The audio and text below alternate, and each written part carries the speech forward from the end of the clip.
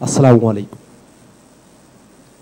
মাননীয় প্রধান উপদেষ্টা, অন্যান্য উপদেষ্টা মণ্ডলী, ঐক্যবদ্ধ কমিশনের মাননীয় সহসভাপতি, অন্যান্য সদস্যবৃন্দ এবং রাজনৈতিক নেতৃবৃন্দ, শুভেচ্ছা গ্রহণ করবেন। শ্রদ্ধার সঙ্গে স্মরণ করছি 24-এর সেই সব বীর শহীদদের, যাদের শাহাদাতের বিনিময়ে আমরা নতুন বাংলাদেশ বিনির্মাণের প্রায় দ্বার প্রান্তে পৌঁছে গেছি।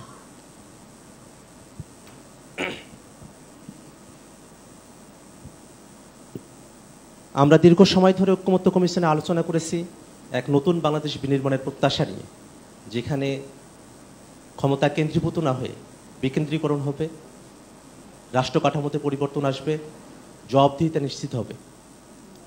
তেমন এক বাংলাদেশের প্রত্যাশা নিয়ে রাজনৈতিক দলগুলো বিগত সময়ে পারস্পরিক শ্রদ্ধাবোধের মধ্য দিয়ে যে ইতিবাচক পরিবেশের মধ্য দিয়ে আলোচনা এগিয়ে নিয়েছে, এই কারণে আমার তরফ থেকে, জাতীয় নাগরিক পার্টির তরফ থেকে উপস্থিত সকল রাজনৈতিক দল এবং বাংলাদেশের সকল জনগণ যারা দীর্ঘ সময় ধরে প্রতীক্ষায় আছেন, তাদের কাছে আমরা কৃতজ্ঞতা প্রকাশ করছি। আমরা কৃতজ্ঞতা প্রকাশ করছি অধ্যাপক আলী রিয়াজ স্যার এবং কমিশনের সদস্যবৃন্দদের প্রতি। তারা অত্যন্ত ধৈর্যের সঙ্গে এবং দীর্ঘ সময় ধরে পারস্পরিক আলোচনাকে এগিয়ে নিতে সর্বাত্মক ভূমিকা তারা পালন করেছেন। আমরা দুইটি বিষয়ে এই বিষয়গুলোতে আমরা আলোচনা করেছি, যার একটি অংশ ব্যাপারে আমরা একমত যে যেগুলো সংবিধানের সঙ্গে সম্পর্কিত নয়, সেগুলো এই সরকারের সময় থেকেই অর্ডিন্যান্স অথবা সরকারের এক্সিকিউটিভ অর্ডারের মাধ্যমে বাস্তবায়ন করা সম্ভবপর।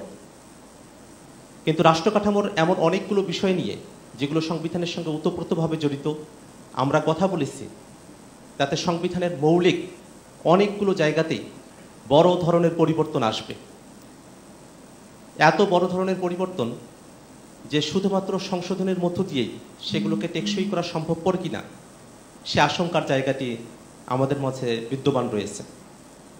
যেহেতু বাংলাদেশে ইতিপূর্বেও হায়ার কোর্টে সংশোধনী চ্যালেঞ্জ হওয়ার মতো পরিস্থিতি তৈরি হয়েছে এবং সেগুলো বাতিল হয়েছে, সেক্ষেত্রে আমরা সংবিধানে যে মৌলিক পরিবর্তনগুলো নিয়ে এসেছি, সেগুলোকে কিভাবে টেকসই এবং কার্যকর করা যায়, সেই ব্যাপারে রাজনৈতিক দলগুলোর প্রতি আমরা উদাত্ত আহ্বান রেখেছি পদ্ধতি বাতলে দেওয়ার ক্ষেত্রে।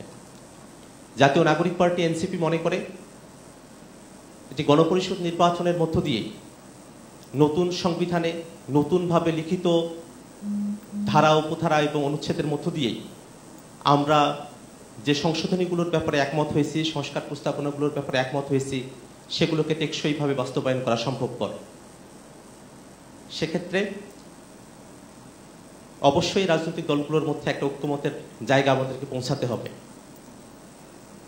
ঐক্যমত্য কমিশন দীর্ঘ সময় ধরে আলোচনা করেছেন, আমরা প্রায় শেষ প্রান্তে এসে পৌঁছে গেছি। এখন বাস্তবায়নের বিষয়ে চূড়ান্ত হওয়ার পালা। আমরা ঐক্যমত্য কমিশনের মাননীয় সভাপতি স্যারের কাছে আমরা বিনীতভাবে আহ্বান করব, আমরা আমাদের আলোচনা প্রায় গুছিয়ে নিয়ে এসেছি, শেষ প্রান্তে পৌঁছে গেছি। কমিশনের সময় প্রায় শেষের দিকে। কমিশন আরও কিছুদিন সময় যদি পায়, সেক্ষেত্রে রাজনৈতিক দলগুলো আমরা আলাপ আলোচনার মধ্য দিয়ে এবং কমিশনের সহায়তায় এবং সহযোগিতায় আমরা একটা ইতিবাচক সিদ্ধান্তের দিকে অগ্রসর হওয়ার পথে আমরা অগ্রসর হতে পারব। সেক্ষেত্রে কমিশনের সদস্যবৃন্দ এবং মাননীয় সভাপতির কাছে আমাদের বিনীত আহ্বান, কমিশনের সময় বৃদ্ধি করে বাস্তবায়নের পথকে নিশ্চিতভাবে সকলের কাছে প্রস্ফুটিত করে আমরা যেন এই কমিশনের কার্যক্রমকে সফলভাবে সমাপ্ত করতে পারি। আপনাদের সকলকে বিশেষ ধন্যবাদ। আসসালামু আলাইকুম। আসসালামু আলাইকুম। মাননীয় প্রধান উপদেষ্টা, অন্যান্য উপদেষ্টা মণ্ডলী, ঐক্যবদ্ধ কমিশনের মাননীয় সহসভাপতি, অন্যান্য সদস্যবৃন্দ এবং রাজনৈতিক নেতৃবৃন্দ, শুভেচ্ছা গ্রহণ করবেন।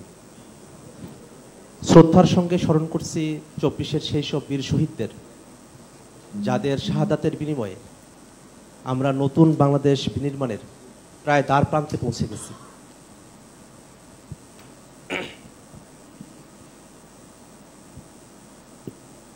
আমরা দীর্ঘ সময় ধরে ঐক্যমত্য কমিশনে আলোচনা করেছি এক নতুন বাংলাদেশ বিনির্মাণের প্রত্যাশা নিয়ে, যেখানে ক্ষমতা কেন্দ্রীভূত না হয়ে বিকেন্দ্রীকরণ হবে, রাষ্ট্র কাঠামোতে পরিবর্তন আসবে, জবাবদিহিতা নিশ্চিত হবে। তেমন এক বাংলাদেশের প্রত্যাশা নিয়ে রাজনৈতিক দলগুলো বিগত সময়ে পারস্পরিক শ্রদ্ধাবোধের মধ্য দিয়ে যে ইতিবাচক পরিবেশের মধ্য দিয়ে আলোচনা এগিয়ে নিয়েছে, এই কারণে আমার তরফ থেকে, জাতীয় নাগরিক পার্টির তরফ থেকে উপস্থিত সকল রাজনৈতিক দল এবং বাংলাদেশের সকল জনগণ যারা দীর্ঘ সময় ধরে প্রতীক্ষায় আছেন, তাদের কাছে আমরা কৃতজ্ঞতা প্রকাশ করছি। আমরা কৃতজ্ঞতা প্রকাশ করছি অধ্যাপক আলী রিয়াজ স্যার এবং কমিশনের সদস্যবৃন্দদের প্রতি।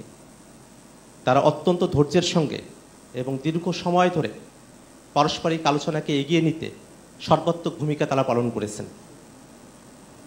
আমরা দুইটি বিষয়ে এই বিষয়গুলোতে আমরা আলোচনা করেছি, যার একটি অংশ ব্যাপারে আমরা একমত যে যেগুলো সংবিধানের সঙ্গে সম্পর্কিত নয়